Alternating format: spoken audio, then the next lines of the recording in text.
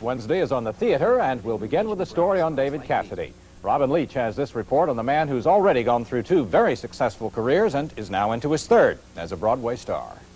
In 1970, 20-year-old David Cassidy landed a role in the ABC television series The Partridge Family.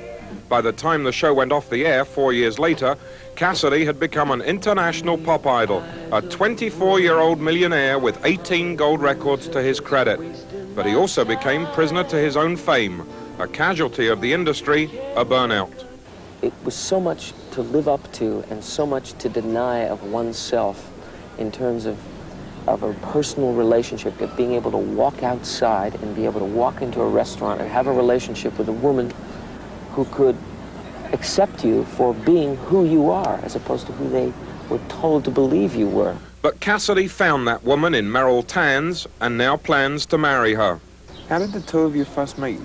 We both have a very different point of view. Oh, I wouldn't say that. I didn't like him, and I thought he was snooty. And tell them the truth, you hated my guts. But he ended up selling me a horse, and we stayed in touch for years through everything that happened in our lives, and now we own her together. I sold him half of her back. Cassidy has been raising thoroughbreds for the past 8 years. At first it was merely a way to escape the pressures of his career, but it has since turned into a serious pastime. Is the dream of winning at the races similar to a dream of an actor winning in his career? For me, it's much greater. I suppose because I've had such big success as an actor and have won. My dreams have been about, for the last, 7 or 8 years, and I think Meryl will agree, our dreams are about, when I lie awake at night, are about taking that walk down to the winner's circle for the Kentucky Derby. You know what I mean? That's the dream. Yes! Yes! She won it! Yes! In the meantime, Cassidy, now 33, has decided to pick up the reins of his career once again.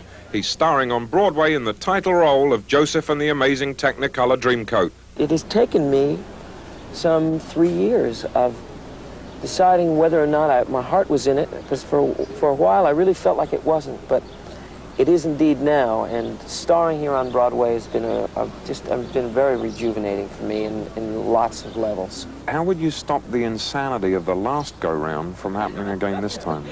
You can't stop it. You can't start like trying to lasso the moon, you know? You can't stop it. If it's meant to happen, you just count your blessings and say, okay, I'm on this train and I'm going to ride it out. And that's really what it's about. And one should feel so fortunate enough for it to happen to someone twice.